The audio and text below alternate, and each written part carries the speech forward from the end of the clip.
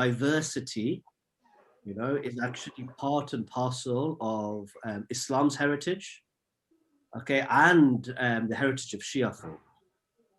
Okay, so sometimes within the community, we become aware of it when it comes to fatwa, that there's difference of opinions when it comes to fatwa.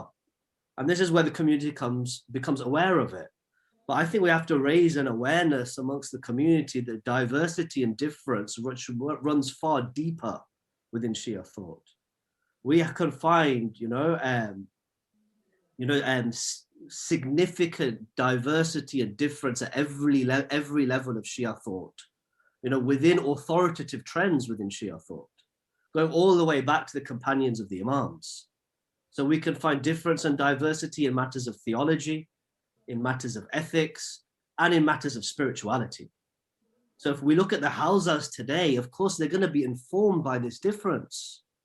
Okay, not every teacher is the same. Not every curriculum is the same. Yet there's certain core texts which have established themselves over generations. And in fact, even those core texts seems to shift every few hundred years. But we have, for example, within Qom itself, you know, houses or madaris which will teach certain books, and other madaris which will refuse to teach those same books. Okay, you'll have institutions in Najaf saying that the reading of this scholar is haram. The teaching of this particular work of irfan, for example, is haram. Whereas you'll see the whole philosophical system of many madaris in Qom is based upon that. At the same time, we've got movements in Mashhad, okay, which are defining themselves as trying to rectify this philosophical diversity in Islamic thought and Shia thought in particularly.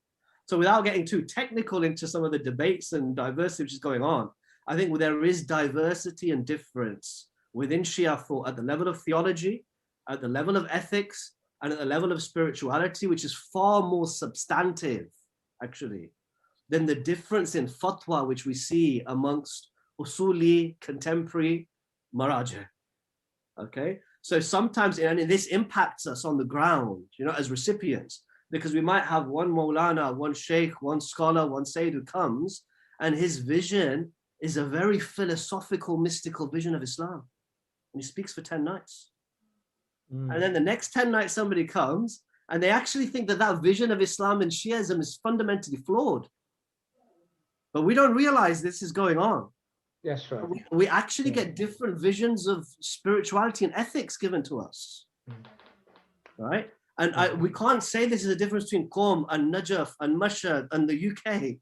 No, this difference is through and through within our scholarship, actually.